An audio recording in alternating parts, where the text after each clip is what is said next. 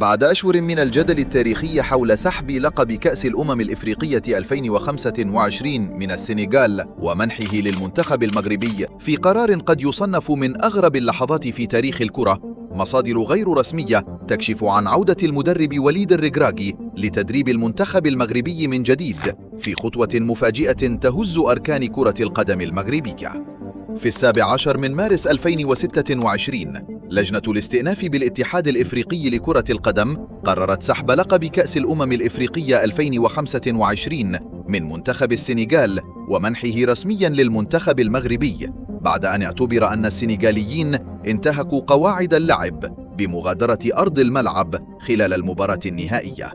وهو القرار الذي أحدث صدمة واسعة على الصعيدين الرياضي والسياسي.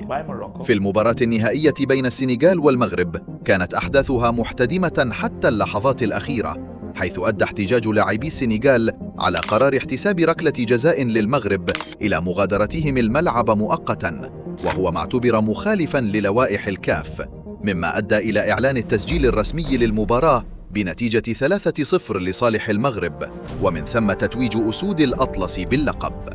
هذا القرار أثار احتجاجات من الاتحاد السنغالي لكرة القدم، ونيتهم اللجوء إلى محكمة التحكيم الرياضي للطعن عليه، في حين تصعيد سياسي ورسم ردود فعل واسعة داخل القارة وخارجها. مصادر من داخل الاتحاد المغربي لكرة القدم تؤكد أن القيادة الفنية للمنتخب المغربي ستشهد عودة المدرب الوطني وليد الركراكي لتولي المهمة مجدداً بعد سلسلة من الاجتماعات المغلقة بين اللجنة التقنية للمنتخب والاتحاد. هذه الخطوة تأتي في ظل رغبة قوية في العودة بصورة قوية إلى منافسات كأس العالم 2026 وإعادة تجميع الثقة الفنية بعد الجدل الكبير الذي صاحب تتويج لقب الكان.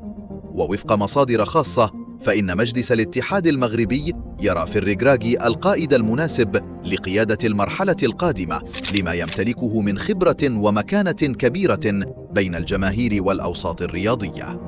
بينما يرى بعض المحللين أن قرار عودة الركراكي يعد محاولة لإعادة الاستقرار الفني والنفسي للفريق، هناك آخرون يرون أن التحديات الكبرى تنتظر المنتخب في مونديال 2026، لا سيما مع تزايد الضغوط الجماهيرية والتوقعات العالية بعد ردة الفعل حول لقب الكان.